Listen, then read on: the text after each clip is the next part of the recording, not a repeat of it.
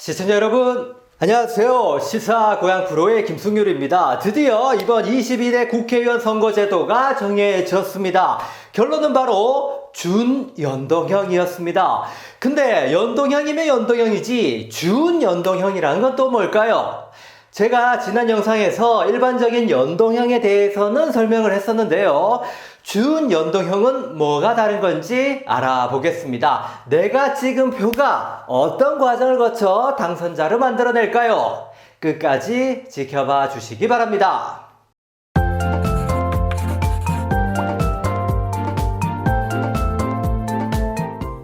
자, 오늘의 설명을 위해서 가상의 예를 하나 만들어 왔습니다. 이번 총선에 5정당이 도전했고 각 정당의 지역구 당선자 수와 정당 지지율을 이렇게 받았다고 해보겠습니다. 우리나라 국회의원 300명 중에서 253석이 지역구고 47석이 비례대표 의석입니다.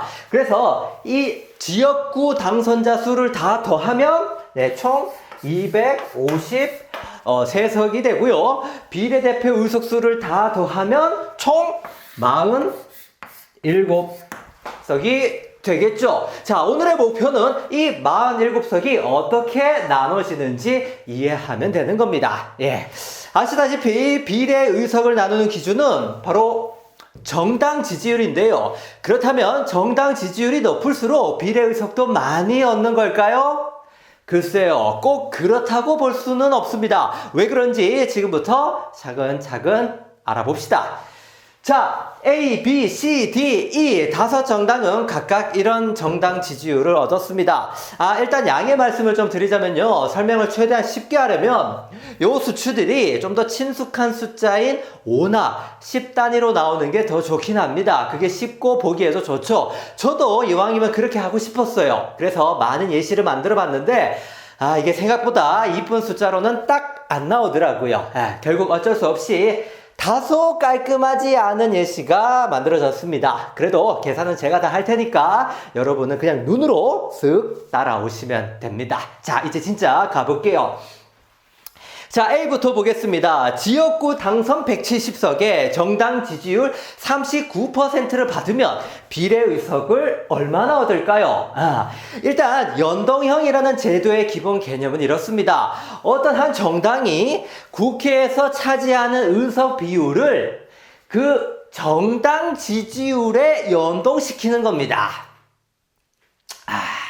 자, 이걸 말로 하면 아무도 한 번에 이해를 못 하더라고요. 이거 숫자로 봐야 바로 이해가 됩니다. 그러니까 39% 정당 지지율을 얻었으면 총 국회의원 의석 중에서 39%는 A당이 가져간다는 겁니다. 이해되십니까? 자, 계산 이제부터 해볼게요. 자, 그럼 몇 자리를 가져갈 수 있냐? 총 국회의원 300에서 39%면 0.39를 해주면 되겠죠. 그러면은 117석이 나옵니다. 요 170석을 A당에 보장을 해준다는 겁니다. 정당 지지율에 따라 A당에는 170석을 보장해 준다는 말이죠. 자, 근데 A당은 지역구에서 이미 그보다 훨씬 많은 170석을 얻었습니다. 정당 지지율로 보장받을 의석보다 이미 더 많은 의석을 확보한 거예요. 그러면 굳이 더 챙겨줄 필요가 있을까요? 없을까요? 없겠죠. 그래서 A당에는 비례의석을 한 석도 주지 않는 겁니다. 왜냐? 보장받을 의석보다 이미 넌 충분히 가졌다 이거죠. 그래서 무려 39%의 지지율에 심지어 여기서 제일 높은 정당 지지율을 얻었는데도 정작 비례는 하나도 못 받는 겁니다. 아까 말했죠. 정당 지지율이 높다고 비례의석을 무조건 많이 얻는 건 아니다. 이 말이 이해되시겠죠? 자, 그래서 요것만 가지고는 연동형이 뭔지, 준연동형이 뭔지 아직 감이 안 옵니다. 다른 정당의 예시도 더 살펴봐야 연동형의 특성을 제대로 이해할 수 있을 것 같아요. B 보겠습니다. B는 지역구 82에 정당 지지율로 34%를 얻었습니다. 그럼 B가 받을 의석수는 자, 할게요. 역시 총 국회의원 300명에서 34%니까 0.34를 해주면 되겠죠? 그러면 102석이 나옵니다. 자, 근데 B는 지역구에서 82석을 얻어놨습니다. 그럼 이 82석에서 몇 석을 더 얹어주면 102석이 될까요? 단순하죠? 102 빼기 82를 하면 됩니다. 그러면 20석이죠. 예. 자, 이 20석을 모자란 20석을 바로 B의 의석으로 주는 겁니다. 야, 그러니까 B에는 20석을 이렇게 준다는 거죠. 자, B는 총 정당 지지율에 따라 102석을 보장받아야 되는데 지역구에서 82석을 얻었으니까 모자란 20석만 채워주면 102석이 되겠다. 그래서 비례의석을 20석 준다는 겁니다. 이해되십니까? 이렇게 B는 총 102석의 의석을 갖는다는 거네요. 이해되십니까? 자, 이게 바로 일반적인 연동형 제도입니다. 예. 자, 근데 이번에 확정된 선거제도는 연동형이 아니고 바로 준연동형이라고 했습니다. 준연동형이 뭘까? 바로 이렇게 연동형에서 받아야 될 비례의석의 반만 받는 게, 그러니까 여기서 반만 받는 게 바로 준연동형입니다. 그러니까 아까 B는 20석의 비례의석을 받기로 했죠. 이때 20석을 다 주는 게 아니고 반만, 딱 10석만 주는 게 바로 준연동형이라는 겁니다. 이해되시나요? 아직 좀 헷갈리나요? 괜찮습니다. 요 밑에 예시들을 다 해보면 결국 이해가 되실 겁니다. C정당 볼까요? 자, C당은 지역구 한 석에 정당 지지율 17%를 받았습니다. 계산을 해보면 역시 300 곱하기 0.17을 하는데 요러면 51석이 나옵니다. 자, C에다가 51석을 줘야 되는데, 자, 지역구 한 석 있으니까 51에서 지역구 한 석은 빼죠? 그러면 50이 됩니다. 맞죠? 자, 이 50을 비례의석으로 다 주는 게 연동형인데 우리는 준연동형이라고 했죠. 연동형으로 했다면 받았을 비례의석의 반만 주는 걸 바로 준연동형이라고 했습니다. 자, 그럼 50에 역시 반 하면 몇 석입니까? 바로 25석을 C당이 얻어가는 거죠. 정당 지지율 17%로 25석의 비례의석을 가져가는 겁니다. 괜찮죠? 자, D정당도 해볼게요. 자, 정당 지지율 8%를 받았습니다. 지역구는 한 석도 못 얻었고요. 그럼 똑같습니다. 역시 300 곱하기 0.08 하면 얼마입니까? 네, 그러면 잠깐만 이거 위에 조금만 지울게요.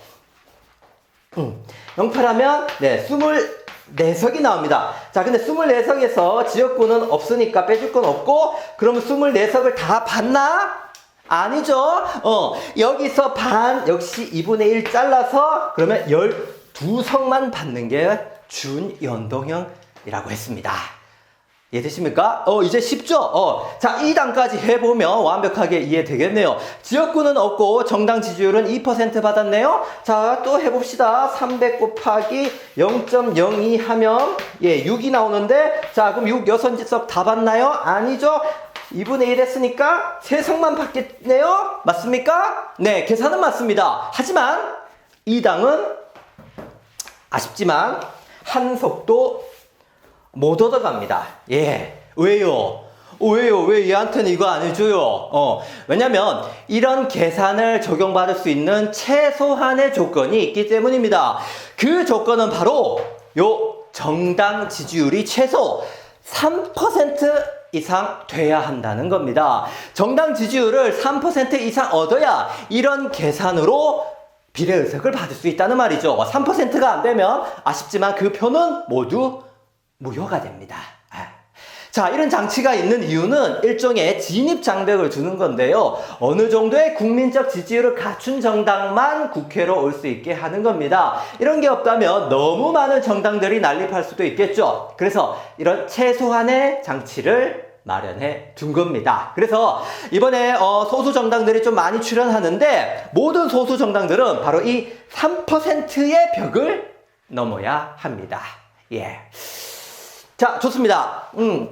자, 이렇게 비례의석 배분이 모두 끝났습니다. 각 당의 비례의석을 정리해 볼까요? A당은 0석, B당은 10석, C당은 25석, D는 12석을 비례의석으로 얻었습니다. 이 당은 하나도 못 얻었죠. 자, 이걸 다 더하면 바로 47석이 나옵니다. 이렇게 47석의 비례의석이 다 나눠졌습니다. 자, 여기다가 지역구 253을 더하면 모두 300석이 되죠?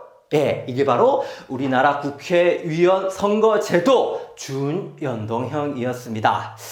자, 뭐 이런 계산 과정이 있지만 별로 어렵지 않죠. 단순한 단순한 산수에 불과합니다. 예, 준연동형이란 이름도 연동형에서 그러니까 반만 주기 때문에 준이라는 말을 붙인 겁니다. 자, 준연동형의 계산 방법을 알아봤습니다. 근데 이렇게만 설명하는 건 알맹이가 빠진 설명입니다. 왜냐면 이번 선거에서 실제 정당들이 받는 지지율은 절대 이렇게 나오지 않을 겁니다. 이런 표하고는 전혀 다른 양상으로 결과가 나올 텐데요. 그 이유는 바로 위성정당 때문입니다. 자, 표를 보시면 A당은 39%라는 제일 높은 정당 지지율을 받고도 비례의석은 한 석도 못 얻었습니다. 5%밖에 차이 안 나는 B당은 10석이나 받았고 심지어 반도 안 되는 C당은 25석이나 받았는데 말이죠. 그러니까 A당은 높은 지지율을 얻고도 실질적인 이득은 하나도 얻은 게 없습니다. 물론 A당이 특별히 잘못한 건 없습니다. 단지 비례의석을 못 받은 이유는 지역구 당선자가 많았기 때문인데 그렇다고 지역구 당선자를 일부러 적게 낼 수도 없겠죠. 지역구 당선자가 많으면 비례의석은 줄어든다. 이게 연동형의 가장 큰 특징이라 어쩔 수가 없습니다. 아니 그래도 170석이나 받았으면 됐지. 진짜 라고 말할 수도 있겠죠. A당과 경쟁하는 B, C, D 등 그렇게 말할 수도 있겠지만 A당과 A당 지지자들도 과연 그렇게 생각할까요? 그럴 리 없죠. 그래서 A당은 이 비례의석을 얻기 위한 위성정당을 만들게 되는데요. 위성정당이 출현한 상태에서 준연동형제는 어떻게 작동하는지 지금부터 그걸 알아보겠습니다.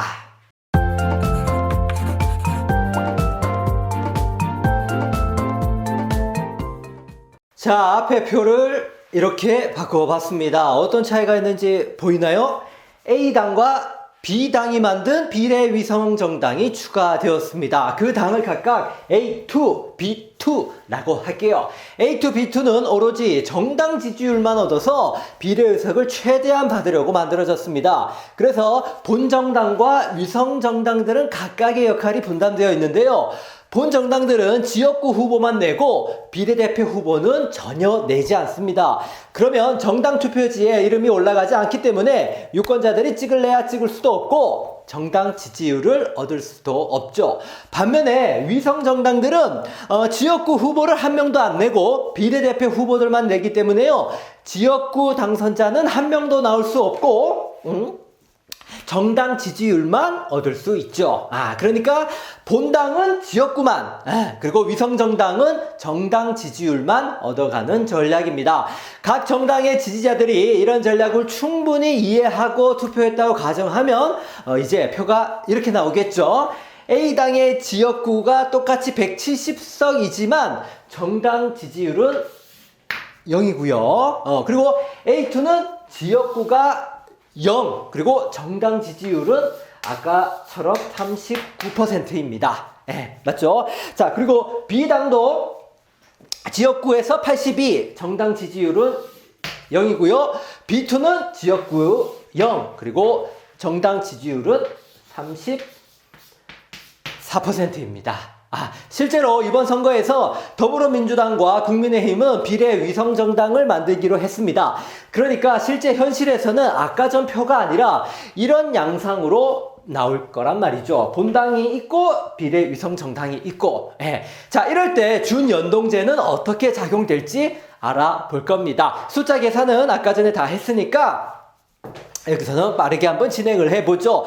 자, A당과 B당은 지역구만 170석, 82석이니까 뭐 따로 계산할 게 없습니다. 비례의석도 없죠. 자, 그냥 넘어가고 문제는 B2, A2, B2입니다. 자, A2는 39%의 정당 지지율을 받았습니다. 자, 이걸 계산하면, 아까 계산했지만, 300 곱하기 0.39 하면 117이 나온다고 했죠? 자, 근데 이 A2는 지역구 당선자가 없으니까 따로 빼줄 건 없습니다. 자, 그러면 117석을 다 받나요? 아니죠. 자, 여기서 2분의 1 해서 그 반만 받습니다. 준 연동형이니까요. 이러면 58.5가 나옵니다.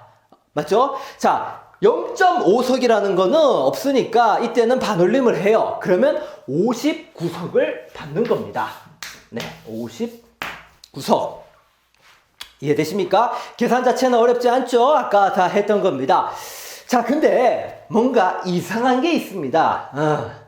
A2가 비례의석으로 59석을 가져간다고요? 아니, 전체 비례의석이 47석밖에 안 되는데 어떻게 59석을 가져간단 말입니까? 이상하죠? 자, 이건 어떻게 처리되는지 각 당의 계산이 다 끝난 후에 보여드리도록 하죠. 일단은 각 당의 비례의석 계산부터 마저 다 해볼게요.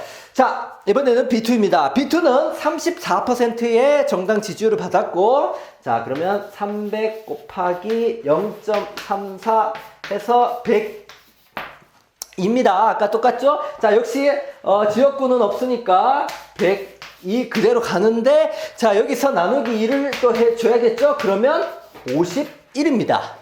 맞죠? 자, 그러면 이 B2는 51석을 비례의석을 얻게 된다는 말이네요.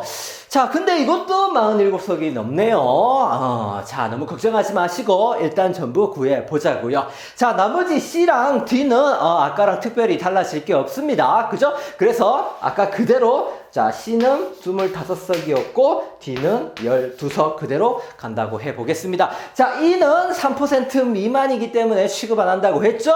자, 이번에도 이 당은 얻어갈 게 없습니다. 자, 그러면 각 당의 비례의석을 모두 정리해보면 A2는 59석, B2는 51석, C는 25석, D는 12석 이렇게 나왔습니다. 자, 근데 이걸 모두 다 더했더니 총합이 147이 나왔습니다. 비례대표 총의석은 겨우 47석 뿐이죠. 47석으로 147석을 어떻게 나눠줘야 할까요? 자, 아까 제가 지난 예시에서는 47석이 똑 떨어졌었죠. 준연동형을 계산법에 알려드리려고 제가 일부러 그런 예를 만들었습니다.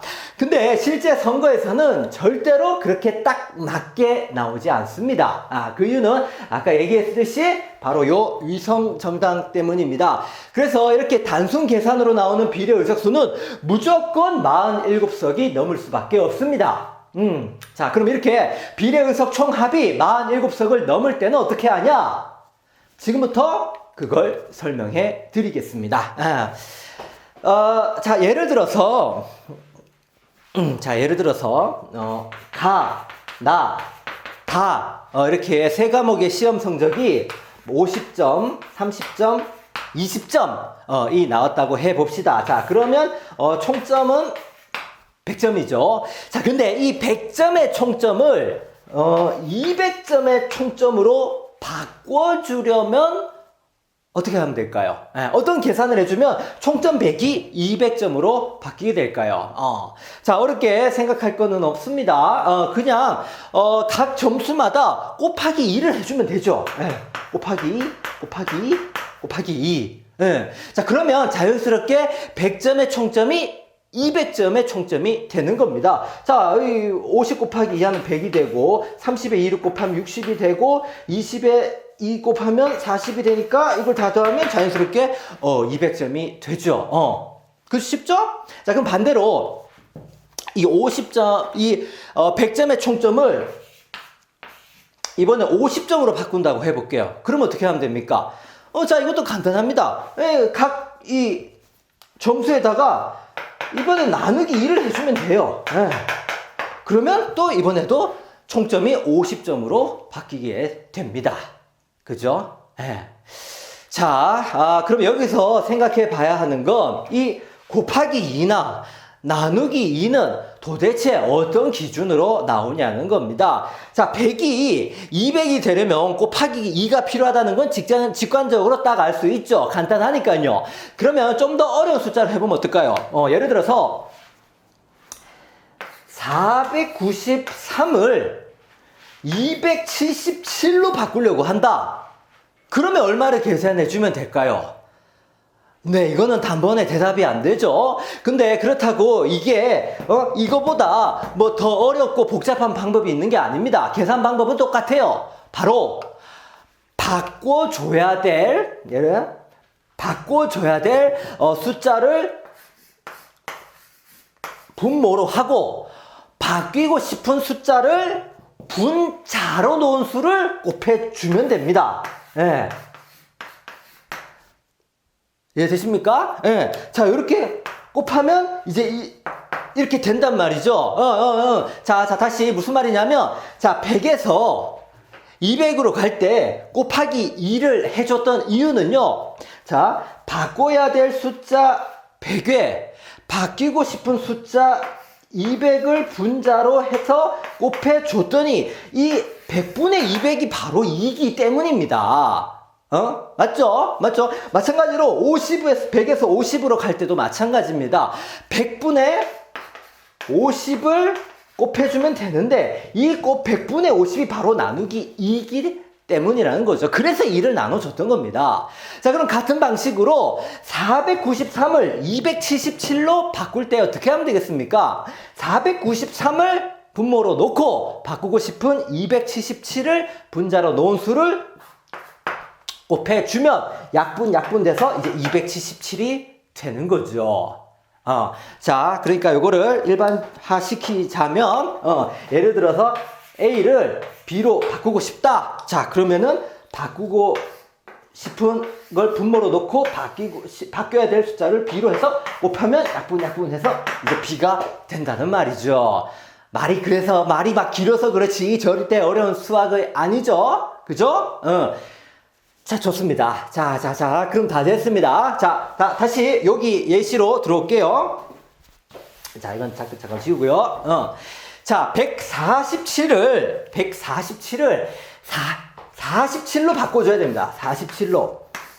147의 총합을 47이라는 총합으로 바꿔줘야 되는데, 자, 그러면 이때 얼마를 곱해주면 될까요? 바로 바꿔야 될 숫자 분모로 놓고 바뀌고 싶은 숫자를 분자로 놓으면 되는데, 바로 147분의 47을 각 숫자에다가 다 곱해주면 된다는 거죠. 이해되십니까? 147분의 47. 이렇게 각 숫자에다가 이걸 바꿀 수 있는 이 상수를 다 곱해준다는 겁니다. 자, 물론 제가 지금 만든 예시에서는 147이 나왔지만 이 숫자는 요 상황이 달라지면 얼마든지 달라질 수 있습니다. 자, 그래도 계산하는 데는 전혀 문제가 없습니다. 왜냐면 그 숫자를 분모에 놓고 분자 47을 놓으면 이 비율이 조정되니까요. 이번 예시에서는 147이니까 147로 끝까지 해보죠. 자, 이 147분의 47을 각 정당이 받은 비례의석에다 다 곱해주는 겁니다. 그러면 총합이 47이 되게끔 그 비율이 다 조정이 되는 거죠. 한번 해볼까요? 59석에다가 얼마를 곱해준다? 바로 147분의 47을 곱해줍니다. 제가 미리 계산을 다 해놨는데, 그러면 18.86이 나옵니다. 자, 밑에도 쭉쭉 해볼게요. 51에다가 147분의 47을 하면 여기는 16.3이 나옵니다. 역시 25에다가 147분의 47을 곱하면 7.99가 나옵니다. 12 곱하기 147분의 47을 하면 이번에는 3.83이 나옵니다. 자, 이는 아쉽지만 이번에도 해당이 안 되고요. 어떻습니까? 자, 이렇게 총합이 47이 되게 비율을 조정했습니다. 근데 소수점이 있으면 역시 깔끔하지 않죠. 소수점 의석수는 있을 수 없으니까요. 이것까지 완벽히 정리해 보겠습니다. 일단 조정된 요 숫자에서 정수 부분만 먼저 의석을 줍니다. 자, 그러면 A2는 18석을 자, 먼저 비례석 주고 B2는 16석, C는 7석, B는 3석 이렇게 줍니다. 자, 그러면 이거 다 더하면 얼마입니까? 18, 16, 7, 3 더하면 44석입니다. 그죠? 근데 비례의석은 47석인데 3석이 모자라죠? 그럼 3석은 누가 가질까요? 정수 부분은 미리 다 제외를 했기 때문에 이번에는 소수점이 제일 큰 정당부터 하나씩 주는 겁니다. 3석이 다 찰 때까지요. 소수점이 누가 크죠? 자, 일단 0.99인 C당이 제일 크죠. 그럼 C당이 하나 더 얻고요. C당이 하나 더 얻고, 자, 그 다음에 큰 정당은 A2 정당이네요. 0.86이니까. 그 다음에 마지막 세 번째 석은 0.83이 크죠? 여기다가 또 한 석 청해줍니다. 자, 이렇게 세 석 다 나눴죠? B2는 없습니다. 왜냐하면 제일 소수점이 적고 세석이 이미 다 찼으니까요. 그죠? 자, 이제 다 됐습니다. 이제 정말로 최종 의석이 다 정해졌습니다. 자, 그러면 보면 18 더하기 해서 1에서 19석, B2는 그냥 16석, C2는 7 플러스 1에서 8석, 그리고 3석 더하기 함석해서 4석 다 더하면 바로 47석이 되었습니다. 어떻습니까? 복잡하죠? 네, 맞습니다. 복잡한 거 맞습니다. 국민들이 보기에는 진짜 무슨 계산을 뭐 이렇게까지 맞게 만들었냐? 충분히 따질만 합니다. 물론 국회에서도 처음부터 이렇게 만든 건 아니고요. 오랜 시간을 거쳐 조금씩 바뀌고 하다 보니까 지금 이렇게 이상한 모양이 되었습니다. 언젠가는 좀 더 깔끔한 방식의 선거법이 자리 잡기를 희망을 해 봅니다. 자, 오늘의 내용을 정리하면 연동형에서 받기로 한 비례의석에 반만 주는 걸 준연동형이라고 한다. 그리고 각 정당이 받는 비례의석의 합이 47석이 넘을 수가 있는데 이번엔 아마 분명히 넘을 겁니다. 그때는 그 비율을 조정해 주기 위한 상수를 곱해줘야 한다. 그 상수는 계산으로 나온 비례의석의 총합을 분모로 하고 47을 분자로 하는 상수를 각각 곱해준다. 그러면 이렇게 조정된 숫자가 나오는데 여기서 정수 부분을 먼저 의석으로 주고 혹시 41석에서 또 남는 의석이 있다면 그때는 소수점이 큰 정당부터 하나씩 나눠준다. 모두 끝났습니다. 자, 어떻습니까? 우리들의 표가 이렇게 힘겹게 굴러 당선자를 만드니까 우리 모두 꼭 투표합시다. 오늘 준연동형 설명 영상은 여기까지입니다. 저는 다음 영상에서 또 뵙겠습니다. 여러분, 안녕히 계세요.